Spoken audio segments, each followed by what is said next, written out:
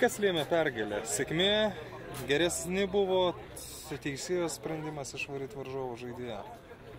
Dėl teisėjo sprendimų išvaryti varžovo, tai aš gal maniau, gal būtų už geltoną skyręs, gal būtų teisingesnis sprendimas, toliau jau spręstų kitą aikštelį, bet jau buvom įsimušę taip įvartį ir po to, aišku, tas, kai praeidami įvartį, jau buvo biški taip nekas.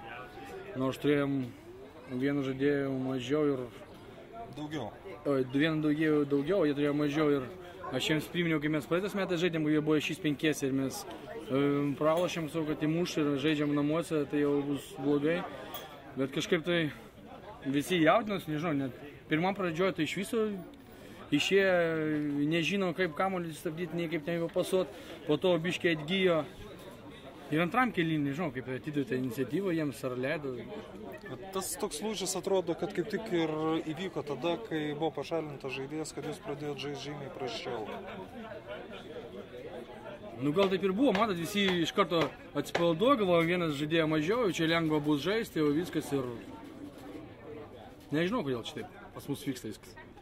Tas epizodas, kai sugebėjot pelnytos pergalingus įvarčius.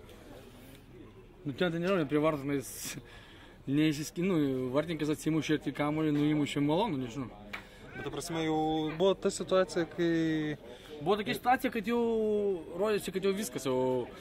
Ir vėl nepasiskė prieš juos laimėti būtent lemiamų momentų to, kada jau prie finale pralošėm ir dabar jau tarsi finalas ranka pasiekiamas, jau ir žaidėjų vienu mažiau buvo ir tas, ir prasileidom ir atrodo taip jau viskas, jau nieko gero nebus. Nepaisant to, kai pasibaigs finalas antrus metus, patekti į jį pasiekimas yra beproto aukštas, ar ne? Nežinau, mes jau per 4 metus trečias mūsų finalas ir visus pralošėm. Nežinau, bažnyčia? Reikės gal visiems. Kai ten dėl bažnyčia, nežinau, kad ten padės. Dineris ten sustiprinęs turiu savo žaidėjų, mes aišku irgi nesilpni. Bandysim kovoti, nežinau. Mes žaidžiam biškai kitaip ir daugiau kitimų šiemet yra ir visko ir stengsimės kaip nors tą barjerą peržengti, kur vis neišeina niekaip. Ačiū.